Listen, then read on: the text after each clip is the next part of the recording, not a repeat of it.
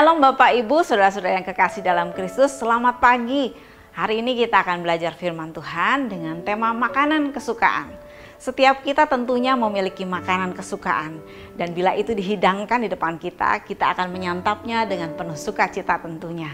Tubuh kita ini memerlukan makanan-makanan yang bergizi, supaya tubuh kita menjadi sehat dan kuat.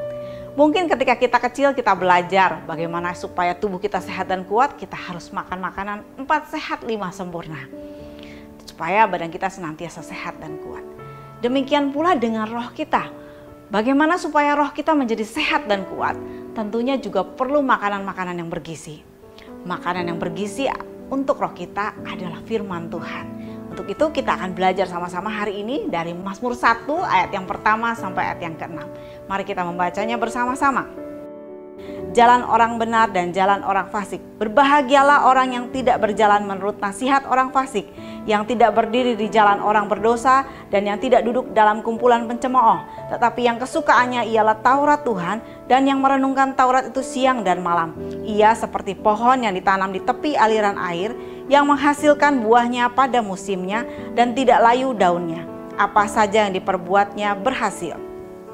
Bukan demikian orang fasik. Mereka seperti sekam yang ditiupkan angin, sebab itu orang fasik tidak akan tahan dalam penghakiman. Begitu pula orang berdosa dalam perkumpulan orang benar. Sebab Tuhan mengenal jalan orang benar, tetapi orang fasik menuju kebinasaan. Demikian firman Tuhan. Dikatakan berbahagialah orang yang kesukaannya ialah firman Tuhan, sebab di ayat yang ketiga, ia seperti pohon yang ditanam di tepi aliran air. Kalau pohon ditanam di tepi aliran air, maka akarnya akan merambat ke dalam dan menjadi kuat. Ketika himpitan kehidupan datang, dia tetap kuat karena ada landasan firman Tuhan di dalam kehidupannya. Kemudian yang menghasilkan buahnya pada musimnya. Orang yang suka merenungkan firman Tuhan, orang yang suka membaca firman Tuhan, pasti ada buah-buah yang keluar dari kehidupannya. Pasti ada buah-buah pertobatan yang keluar daripada kehidupannya. Kemudian, dan yang tidak layu daunnya. Dan yang tidak layu daunnya. Daunnya senantiasa segar. Ketika mungkin kita menghadapi permasalahan, ketika tekanan hidup, ketika himpitan itu datang, kalau kita punya firman Tuhan, kita tetap bisa segar, tetap sukacita di pemandangan orang lain karena kita punya firman Tuhan yang senantiasa menguatkan kita, yang senantiasa mengingatkan, menegur, dan membuat kita terhibur tentunya. Kemudian apa saja yang diperbuatnya berhasil. Ketika kita menyukai firman Tuhan, maka seluruh perbuatan kita, perkataan kita adalah hal-hal yang membuat damai sejahtera, dan itu menjadi satu keberhasilan di mata Tuhan. Dan kita perhatikan juga bagaimana orang-orang yang tidak suka akan kebenaran firman Tuhan. Di ayat yang keempat dikatakan, bukan seperti orang fasik, mereka seperti sekam yang ditiup angin. Sekam itu bentuknya ringan ya Bapak Ibu, jadi ketika ditiup oleh angin dia akan langsung terbawa. Demikianlah orang-orang yang tidak suka akan kebenaran firman Tuhan, tidak suka untuk membaca dan merenungkan firman Tuhan. Mereka akan seperti sekam yang tertiup seperti angin.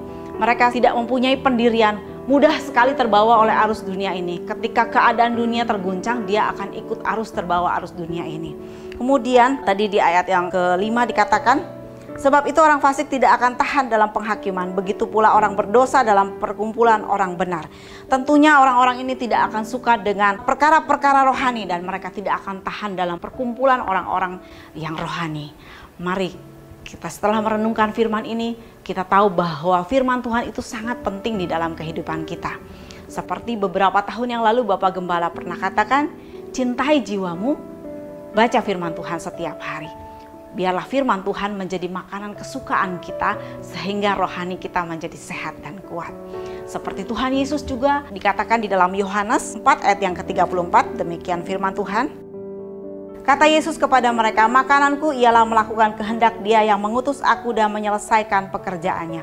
Makananku ialah melakukan kehendak Dia. Tuhan Yesus juga mempunyai makanan kesukaan, yaitu melakukan kehendak Bapa. Biarlah setiap kita juga mempunyai kesukaan yang sama, yaitu melakukan kehendak Bapa. Dengan membaca firman-Nya, kita akan mengetahui kehendak-Nya. Selamat pagi, selamat melakukan kehendak-Nya. Tuhan Yesus memberkati.